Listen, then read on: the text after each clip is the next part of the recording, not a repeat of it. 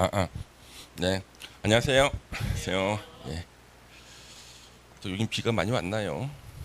서울에는 폭우가 내려가지고 기차 타고 내려오는데 기차가 20분간 달리지를 못했어요. 예. 그래서 여기는 폭우가 오는가 싶었는데 내리니까 비가 조금밖에 안 오더라고요. 또 세종은. 예. 또 내일부터 비 올지도 모르겠네요. 이제 장마가 되는 것 같기도 한데 장마철은 공부하기 좋지 않습니까, 여러분요? 남들도 놀러 못 가니까. 예, 오늘 또 공부를 또 해보겠습니다. 자, 여기 우리 부동산 공법에 우리 지난 시간에는 이제 그 용어 정의, 용어 정의는 무조건 한 문제 내지 두 문제는 꼭 나왔어요. 6개 중에 2개. 예. 그다음에 요 정비 기본 계획하고 정비 계획 수립, 정비 구역 지정 시험에 안 나온 적이 거의 없습니다. 예, 보셔야겠죠. 그래서 우리 공식 명칭은 도시하고 가운데 점을 찍고 주거 환경 정비 기본 계획인데 보통 우리 정비 계획이라고 이제 정비 기본 계획이라 많이 씁니다만은 이걸 법에서 쓰는 공식적인 약어는 기본 계획이에요. 그래서 요 기본 계획은 10년 단위로 이제 수립하죠. 10년이면 강산이 바뀐다. 그래서 10년 단위로 수립하고요. 다만 도지사가 대도시가 아닌 시로서 기본 계획을 수립할 필요가 없다고 인정하는 시에 대해서는 기본 계획을 수립하지 아니할 수 있다. 그래서 대도시 시장은 당연히 수립을 해야 돼요. 그런데 50만 미만 시장은 도지사가 너네들은 필요 없어 그러면은요 수립하지 아니할 수 있다. 이거 하나도 중요해 보이지 않는데요. 시험에는 여러 번 이 지문이 나왔어요. 그래서 기본계획 수립권자는 특별시장부터 시장까지예요. 군수는 안 나옵니다. 예. 그 다음에 요 기본 계획은요 절반이 지났을 때 5년마다 타당성을 갖다가 검토해야 된다. 5년마다 타당성 검토가 나오죠. 예, 그 다음에 기본 계획의 반영. 우리 시험 범위에서 5년마다 타당성 검토는 총 몇 번 나온다 그랬죠? 6번.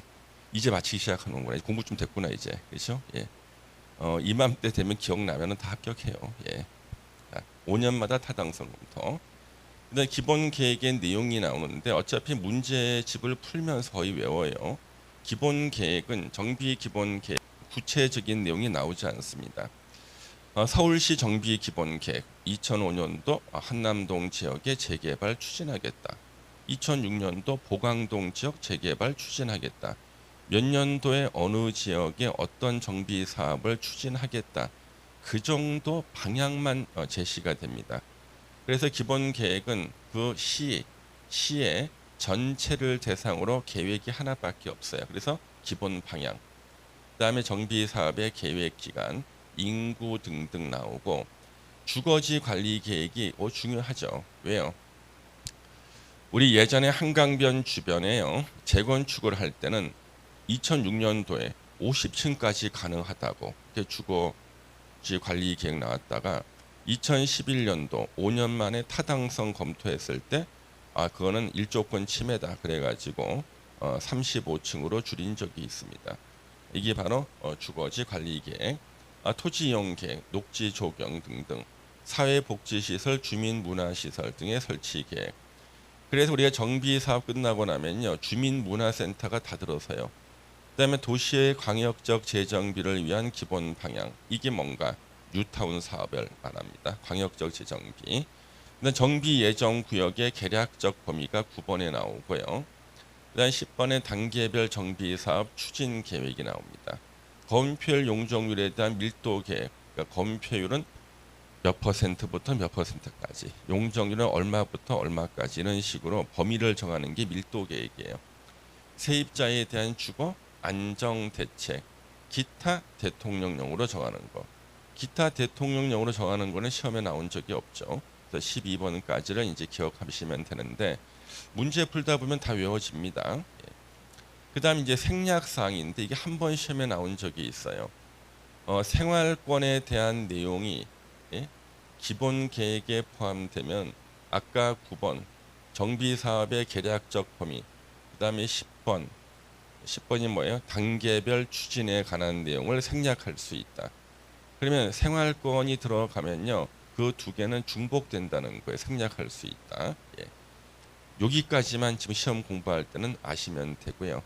이 시험 끝나고 나서 실무 때는 이게 더 얼마나 또 서울시가 장난을 치는지 나중에는 공부하시면 됩니다. 꼭 보시고. 그 다음에 이제 기본 계획 수립 절차는 기본적인 내용이 이런 것들이 시험 지문에 언급이 되죠. 기본 계획 수립권자는 수립하거나 변경할 때는 14일 이상 주민 공람에서 의견 듣고 제시된 의견이 타당하다고 인정할 때는 기본 계획에 반영해야 되고요.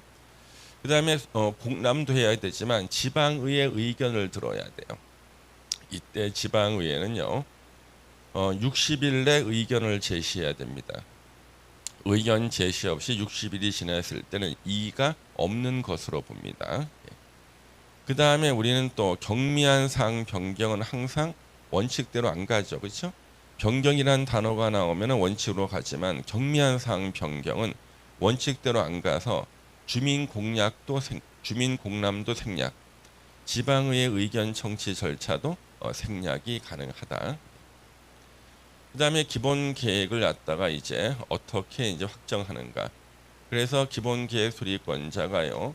기본 계획을 수립 변경하고자 할 때는 또 관계 행정기관의 장과 협의와 지도의 심의까지 거쳐야 됩니다. 역시 경미한 사항 변경할 때는 협의와 심의를 거치지가 않고요. 그 다음에 대도시 시장이 아닌 시장이 기본 계획 수립하거나 변경할 때는 도지사 승인을 받아야 돼요. 그러면 대도시 시장은 기본 계획 수립했을 때 도지사 승인 안 받습니다. 50만 미만 시장이 기본 계획 수립했다. 도지사 승인 받아야 돼. 그러면 요 내용은 시험에 자주 나오죠. 여기서 도지사 승인 나왔잖아요. 우리 시험 범위에서 도지사 승인은 또 몇 번 나옵니까? 6번. 6번. 예. 이제는 최소한 몇 번인가를 맞춰야 돼. 왜? 도지사 승인은 매년 3번 이상, 3문제 이상이 나온단 말이에요. 꼭 맞춰야 됩니다. 예. 도지사 승인. 그 다음에 이제 기본 계획 수립권자는 기본 계획 수립 변경했을 때는요 공보에 고시하고 일반 열람, 그렇죠? 그 다음에 기본 계획을 수립한 사람은 국토부 장관한테 보고해야 됩니다. 그래서 국토부 장관은 적극적인 권한자로 등장하지 않는다. 보고를 받거나 방침을 정하거나 아니면 기준을 정할 때만 나옵니다. 그 다음에 이제 대통령령으로 정하는 경미한 사항 변경. 자, 이 경미한 사항 변경은요. 요거는 어쩌다가 한 번씩 시험 지문에 나오는데 그러면 우리 교수님들이 다른 데 냈던 시험 문제 물론 중개사도 냈습니다만은 그걸 봤었을 때 1번 일단 요 1번에 보시면요. 규모를 확대하거나 규모 정비 기반 시설 도로나 상하수도 같은 규모를 확대하는 것은 좋은 거예요, 나쁜 거예요? 정비 기반 시설의 규모를 확대하는 것은 좋은 거지. 좋은 거니까 경미한 거야. 나쁘지 않으니까. 좋은 거니까 분리할 게 없잖아. 그래서 경미해. 그다음에 면적의 10% 미만을 축소. 뭐 축소하는 것은 나쁜 거잖아. 근데 그것이 10% 미만 축소는 경미하다. 1번 체크. 그다음에 2번 정비 사업의 계획 기간을 단축하는 거. 4년간 아파트 짓겠다 해놓고 3년 6개월로 줄이면 나쁠 거 없잖아. 좋은 거죠. 그래서 1번, 2번 두 개를 일단 체크해 주시는 거예요. 예. 그래서 1번, 2번 두 개 체크. 예. 일단 1번, 2번 두 개를 제일 많이 내. 교수님들이. 예. 그래서 요 1번, 2번을 먼저 체크해 놓고 예. 그다음 요 7번이 함정으로 아직 중개사 시험에 안 나왔지만 7번을 함정으로 쓰시는 교수님이 다른 데 문제를 내요. 자, 건폐율과 용적률은 각 20% 미만 변경. 야, 지금까지 우리는요. 다 10%가 경미했었잖아. 왜 20%인가지 알려드릴게요. 만약에 20% 건폐율을 변경했는데 건폐율이 50%였어. 건폐율 50%면 20% 변경은 결국 뭐야? 10% 변경이지. 무슨 말인지 알겠어요? 모르겠다고? 물 한 잔 마셔야겠다.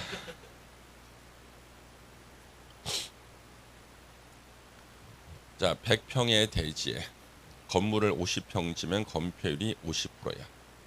그러면 안 짓는 면적이 50이죠. 그렇죠? 그러면 100평의 대지의 10%는 자, 100평의 대지의 10% 50평 대지의 20% 똑같은 거 아니야? 무슨 아시겠어요? 예. 그 얘기야. 예.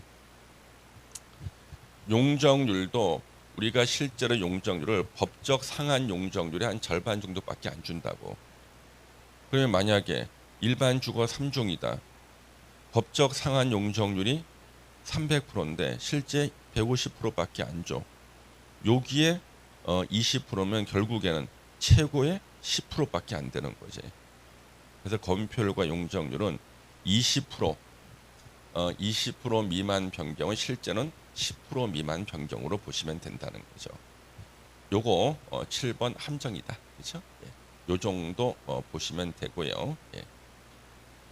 다른 거는 제가 또 한번 또 이제 수집을 하면은 다시 풀어드리고. 그런데 정비 계획을 먼저 입안 결정한 다음에 이제 정비 구역을 지정하는데요. 그러면 정비 기본 계획 수립하고 나서 이제 정비 사업별로 한 개씩 있는 계획이 정비 계획이에요. 정비 계획은 정비 사업별로 한 개씩이다. 그래서 서울에서 정비 사업 500개 한다. 정비 계획도 500개예요. 근데 정비 계획을 먼저 입안 결정하고 그다음에 정비 구역 지정하는 순서로 갑니다. 계획을 먼저 수립하고 구역 지정을 나중에 해요. 정비 구역 지정 보세요. 특별시장부터 6명 시장 군수, 단 가로하고 광역시 군수는 제외한다. 그래서 광역시의 지배를 받는 군수는 제외. 근데 정비구역 지정권자라고 나오죠. 이 6명이 정비구역 지정권자야. 기본 계획에 적합한 범위에서 노불량 건축물이 밀집하는 등 요건에 해당하는 구역에 대해서 정비 계획을 결정한다. 그러면 정비구역 지정권자가 뭐가 되는 거예요? 정비계획 결정권자도 된다. 그래서 정비계획 결정하고 그다음 정비구역 지정할 수 있고요. 그다음에 요거는 뭐냐 그러면 천재지변이 있을 때는요. 기본 계획을 수립하거나 변경하지 않고 정비구역 지정할 수 있다. 예전에 포항에 지진 났어요. 그래서 아파트가요 벽이 갈라졌거든.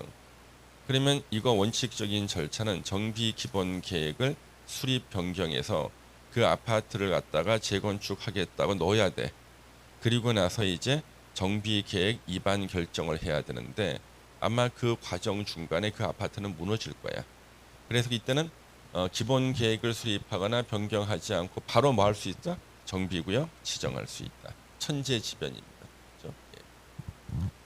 일단 정비구역 지정 절차 보세요. 이것도 시험에 나왔죠. 정비구역 지정권자는 정비구역에 진입로 설치를 위해서 필요한 경우에는 진입로 지역과 인접지역 포함해서 정비구역 지정할 수 있다. 왜 그랬는가? 이 아파트가 1000세대야. 그러면 1000세대는요. 진입로가 넓어야 돼요. 아침 출퇴근 시간에요. 차가 꼬리를 물고 들어가거든요. 그런데 이런 규정이 없다 보니까 진입로가 좁아.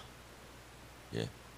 그런 데가 서울에 몇 군데 있습니다. 그래서 진입로 쪽을 넓게 확보하기 위해서 거기까지를 포함해서 정비구역 지정할 수 있다.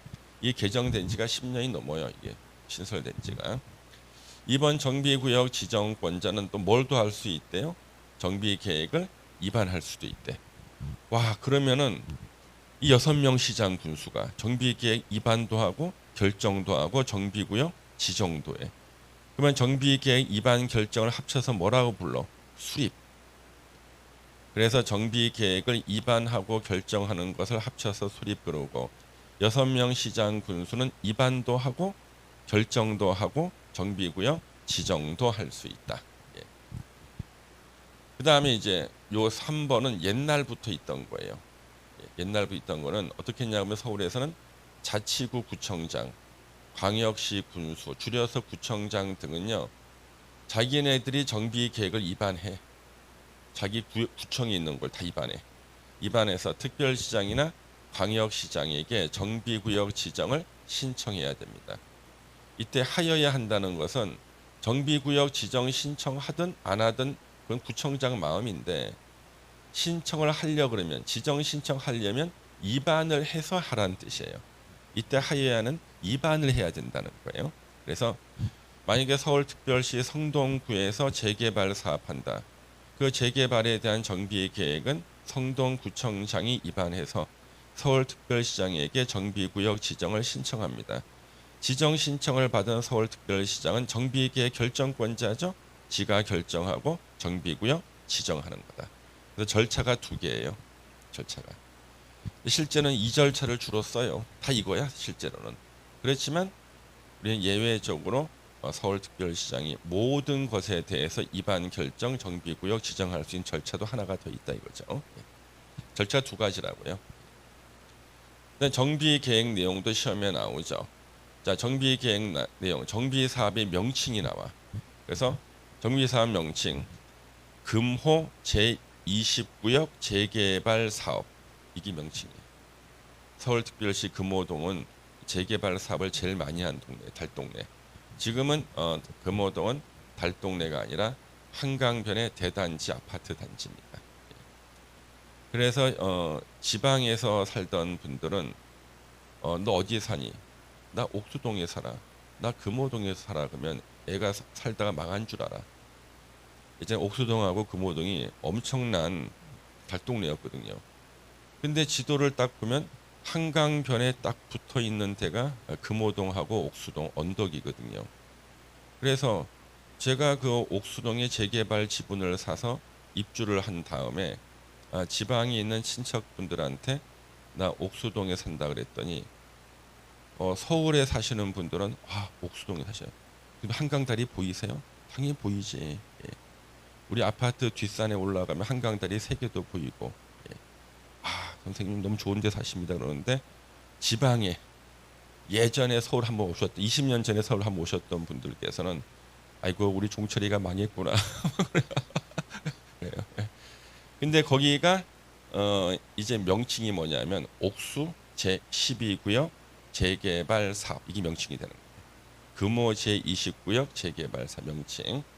정비구역과 그 면적 금호동 몇 번지부터 몇 번지까지 몇십만 제곱미터.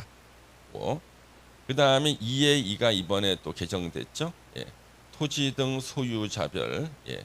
그 다음에 소유자 유형별이죠, 그렇죠? 예, 유형별. 추록이 들어가 있죠.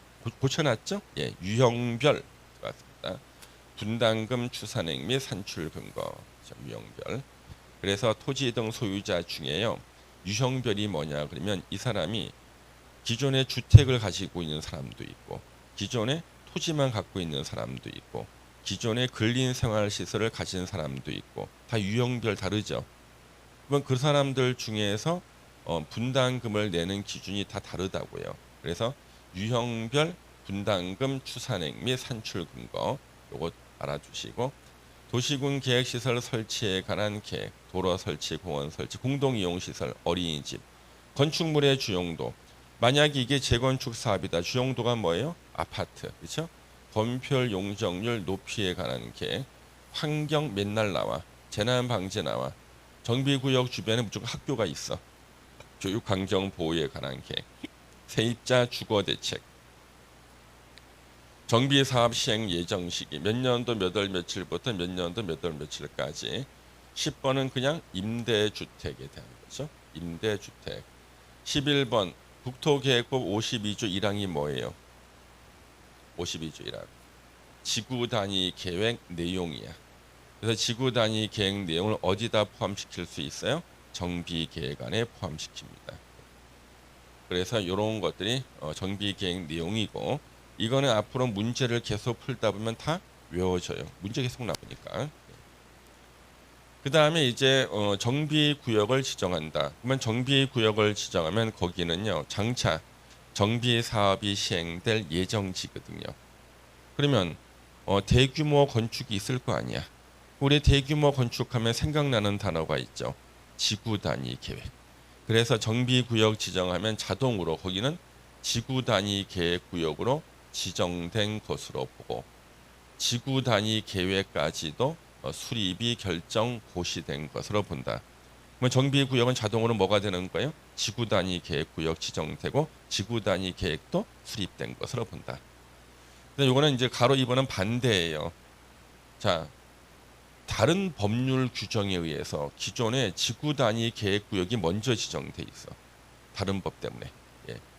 근데 여기다가 정비 계획 내용을 모두 포함한 지구 단위 계획을 결정 고시를 하면요. 지구 단위 계획 구역은 자동으로 뭘로 바뀌어요? 정비 구역으로. 그래서 정비 구역 지정하면 거기는 지구 단위 계획 구역 되는데 지구 단위 계획 구역이 다른 법률 때문에 먼저 지정돼 있을 때는 반대로 거기가 정비 구역으로 지정 고시된 것으로 본다. 반대가 되는 거죠. 그다음에 이제 정비 구역을 지정 고시했을 때는 이거는 국토부 장관한테요. 지정 내용을 보고하게 돼 있습니다. 그렇죠? 일반인한테 열람시켜 주고요. 그다음에 이제 기본 계획 및 정비 계획 수립 시 용적률 완화가 나오는데요. 이거는 시험에는 거의 나오지 않습니다만 한 번은 읽어 두겠습니다.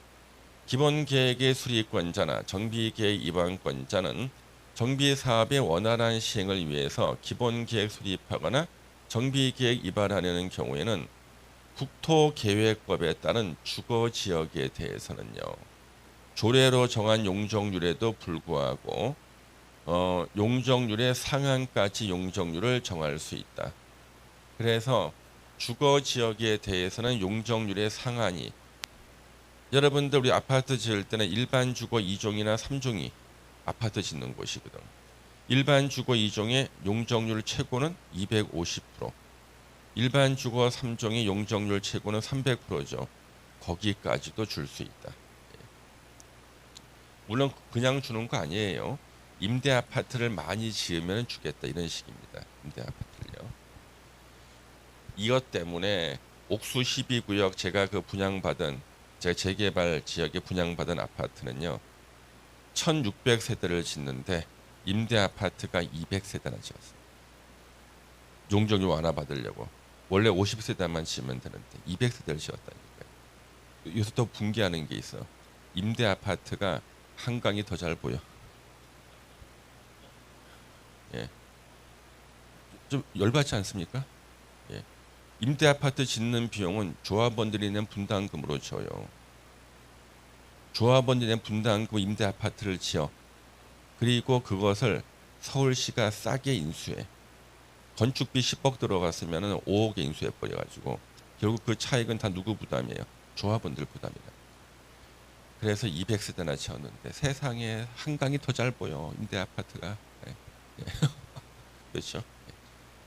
자, 그래서 용적률상 용전 정할 수 있고, 그 다음에 이제 구청장 등은 대도시 시장이 아닌 구청장 등은 대도시 아닌 시장은 정비 계획을 위반하거나 변경 위반하려는 경우 그 변경이나 변경 승인을 특별시장, 광역시장, 도지사에게 요청할 수 있다. 하나도 중요하지 않아. 시험에 안 나와 그냥. 근데 한 번은 들어둬야 돼. 5개 지문 중에서 정답과 상관없는 지문도 집어넣거든요. 근데 이게 완전히 낯설으면은 한 번 들어본 적 없고 낯설면은요 괜히 그쪽 자꾸 관심이 가는 거야 사람이라는 게. 다른 게 정답이 있는데 그런 걸 방지하기 위해서 한 번은 들어두라고. 요약집에다 집어넣고 그러면 이분들이 요약집 볼 때마다 별표하고 그런다니까. 그런 걸 방지하기 위해서는 한 번 들을 것은 이렇게 화면으로 한 번만 보여드리는 거죠. 자, 이제 재건축 진단, 재건축 진단. 그래서 우리 재건축 진단은 예전에는 안전 진단 그랬지만 지금은 재건축 진단입니다. 재건축 사업에서만 나옵니다. 이 아파트가 낡았다. 이 아파트에 살다가는 사고 나겠다. 이 판정이 나와야지만 재건축을 할 수가 있어요. 이 아파트는 재건축해야 될 아파트라는 것을 확인하기 위해서 하는 것이 바로 재건축 진단이고요. 그러면 재건축 진단 의무가 나오는데 이거 1번 지문 올해 예상 지문이에요. 이게 핵심이야. 시장, 군수 등은 몇 명을 말해요? 정비법에서 시장, 군수 등은 몇 명을 말해? 계속 물어봐도 뭐 그냥 아무 생각이 없네. 특별자치시장, 특별자치도지사, 시장, 군수, 구청장이죠. 5명. 이거 지난 시간에 밑줄을 다 쳤을 텐데 그렇죠? 예, 어디서 밑줄을 쳤나?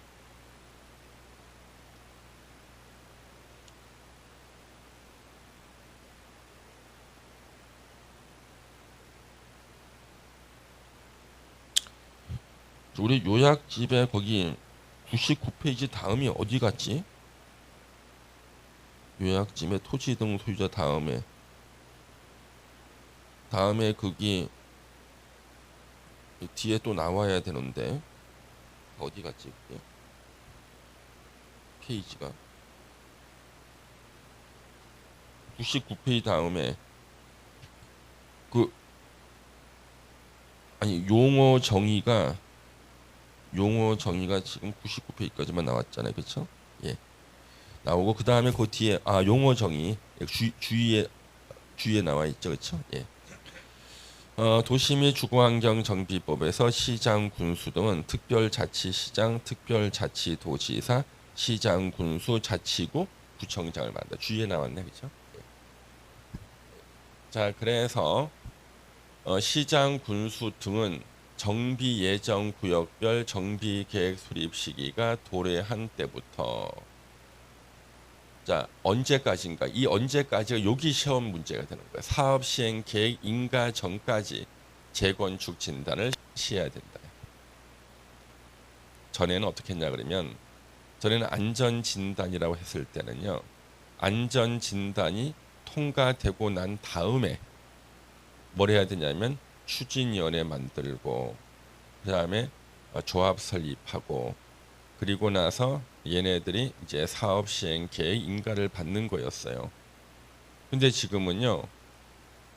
재건축 진단을 언제까지 통과하냐면 사업 시행 계획 인가 전까지만 재건축 진단을 실시해서 통과하면 돼. 그러면 이것 때문에 5년이 절약돼. 5년이. 왜 이런 일이 생겼냐 그러면요. 우리가 작년까지는요. 안전 진단 결과 이 아파트는 못 산다. 무너질 거다. 그러면 그때부터 이제 재건축을 추진해요. 예. 그래서 재건축에 대한 정비 계획 입안하고 추진위원회 만들고 조합 설립하고 그리고 나서 한 10년 있다가 사업 시행 계획 인가 받으면요. 아니 인가 받기 10년 전에 이미 이 아파트는 못 사는 아파트야. 그렇잖아요. 비줄줄 새는 아파트에 인가 받는 데까지 10년 걸렸으면은요. 10년 동안 그 고통을 겪으면서 그 앞에 살아야 되는 거예요. 그러니까 이건 아니다 그래서 언제까지만 판정을 받으면 돼요. 사업 시행 계획 인가 전까지만 판정을 받으면 된다. 5년이 절약돼. 저희 실시하고 시장 군수 등은 다음 어느 하나에 해당하는 경우에는 재건축 진단을 실시해야 되고요. 이 경우 시장 군수 등은 재건축 진단에 드는 비용을 해당 재건축 진단의 실시를 요청하는 자에게 부담하게 할 수 있다. 요청하는 경우 나오죠. 이거 외우는 거 아니에요. 박스 안에 뒷문장만 보는 거예요. 그렇죠? 건축물 및 부속 토지 소유자 10% 이상의 동의를 받아 재건축 진단 실시를 요청하는 경우 2번 실시를 요청하는 경우 3번 실시를 요청하는 경우 4번 실시를 요청하는 경우 5번 실시를 요청하는 경우 나왔죠. 예. 6번은 체크해야 돼. 6번이 이번에 새로 들어간 거죠. 자, 시장 군수 등의 승인을 받은 조합 설립 추진위원회 또는 사업 시행자가 만약에 조합을 설립했으면 그 조합이 사업 시행자겠죠. 재건축 진단 실시를 요청하는 경우. 왜 6번이 들어갔냐 그러면 전에는요. 안전 진단할 때는요. 추진위원회가 없어. 왜 안전진단 통과해야지 추진위원회 만들 수 있거든요. 지금은 그거 아니야. 지금은요. 추진위원회 만들고 정비계획 입안하고 그 다음에 재건축 진단을 갖다가 추진하는 절차까지를 동시에 하는 거예요. 동시에 출발. 그 예전에는 여러분들 왜 400m 릴레이 할 때 보면요. 바톤 터치하지 않습니까? 예전에는 정비 사업을 그런 식으로 했어요. 출발. 안전 재건축 안전 진단 끝났습니다. 그래요? 그러면 이제 추진위원회 만들게요. 만들고 그다음에 정비 계획 입안할게요. 거의 무슨 400m 릴레이 다 했다고요. 이제는 주자가 4명이면은요. 4명이 동시 출발이야 그냥. 이 시간 엄청나게 절약되겠죠, 그렇죠? 동시 출발입니다 그냥. 계획입니다 이거. 그다음에 이제 동그라미 3번 정비 계획을 입안하는 특별자치시장, 특별자치도지사, 시군구청장. 그러면 정비 계획 입안권자라 부르는데 이런 사람들은 재건축 진단 요청이 있을 때에는 30일 내에 재건축 진단 실시 여부 결정해서 요청에 통보하고요. 그 다음에 재건축 진단 실시 여부를 결정하기 전에 재건축 사업 시기를 조정할 필요가 있다고 인정할 때는 실시 시기를 조정할 수 있다. 보니까 너무 과열되고 있어. 그랬을 때는 실시 시기를 조정할 수 있다. 지금은 서울의 아파트 값이 막 폭등하고 있습니다. 지금 서울 아파트 값이 지금. 내년에는 아파트 공급이 없거든. 4번 정비계획 입안권자는 현지 조사 등을 통해서 재건축 진단 요청이 있는 공동주택이 노후 불량 건축물에 해당하지 않냐며 명백하다고 인정하는 경우. 멀쩡한 아파트인데 재건축 진단 신청했어. 페인트만 좀 벗겨졌는데 그때는 아예 재건축 진단 할 필요도 없이 재건축 진단 실시가 필요하지 않다고 결정할 수 있다. 명백할 때는요. 정비계획 입안권자는요. 현지 조사 전문성 확보를 위해서 한국건설기술연구원 신뢰합니다. 국토안전관리원도 신뢰합니다. 얘네들 둘한테 현지 조사를 의뢰할 수 있고요. 의뢰받은 기간은 의뢰받은 날로부터 20일 내 조사 결과를 정비계획 입안권자에게 제출하게 돼 있습니다. 자, 시험 문제는 이거죠. 이거 재건축 진단에서 제외할 수 있는 것들. 이거는 진단을 안 해도 되는 것들이에요. 진단을 왜 안 해도 되느냐? 다 타당한 이유가 있어요. 자, 재건축 사업 재건축 진단은 주택 단지 안의 건축물을 대상으로 합니다. 주택 단지 안에 건축물이 어떤 게 있어요? 공동주택, 단지 내 상가 이런 것들이 건축물이죠. 이걸 대상으로 하는데 하루에 연접한 단지도 포함해서 재건축 진단할 수가 있고요. 단 재건축 진단의 대상에서 제외할 수 있는 거 굳이 돈 들여서 할 필요가 없다. 1번 천재지변 등으로 주택이 붕괴됐다. 이거를 철거할까 말까를 결정하는 게 재건축 진단인데 이미 붕괴됐는데 무슨 재건축 진단이 필요합니까? 그래서 포항에 있는 그 지난 지진 나서 벽이 쫙 갈라져서 틈새 사람이 지나갈 정도가 되는데 그럼 무슨 그걸 갖다가 재건축 진단합니까? 그렇죠? 그냥 철거하면 되지. 그다음에 2번 구조안전상 사용금지가 필요하다고 인정한 위험한 아파트들. 3번 노후 불량 건축물 수에 관한 기준이 3분의 2예요. 그러니까 그 지역에 노후 불량 판정 받은 게 이미 3분의 2야. 그러면 나머지 잔여 건축물 3분의 1은 할 필요가 없어. 왜? 노후 불량이 3분의 2만 되면은 재건축 가능하거든요. 가위바위보로 3판 양승하는데 2판 이겼어. 3판 할 필요 없죠. 세 번째 판은 그거예요. 이거. 그다음에 입안권자가 진입도로 등 기반시설 설치를 위해서 불가피하게 정비구역에 포함된 것으로 인정하는 건축물.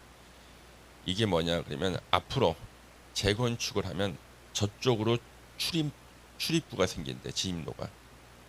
그러면 그 출입구를 만드는 곳은 무조건 그 위에 있는 건물을 다 부셔야 되죠.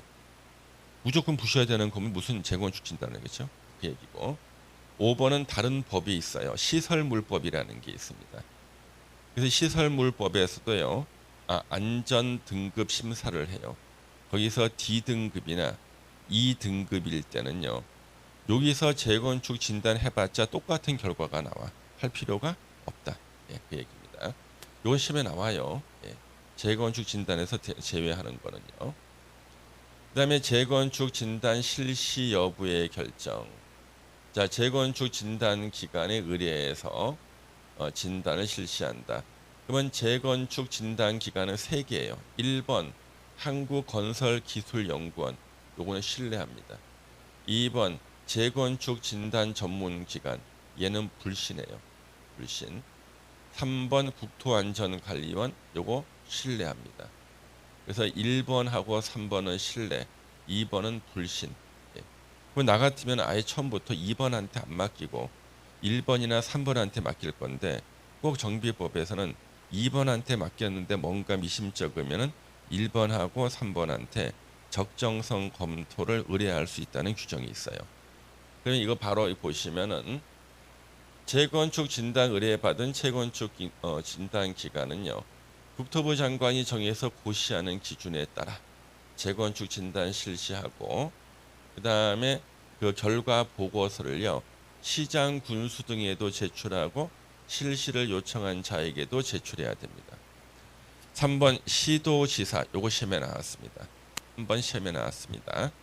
시도지사는 필요한 경우 국토안전관리원, 한국건설기술연구원에게 신뢰하는 두 개한테 재건축 진단 결과의 적정성에 대한 검토를 의뢰할 수 있다.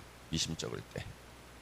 일단 시장 군수 등은 재건축 진단 결과만 가지고 재건축을 결정하는 게 아니라 플러스 도시 계획 및 지역 여건 등을 종합적으로 검토해서 사업 시행 계획 인가 여부를 결정해야 된다.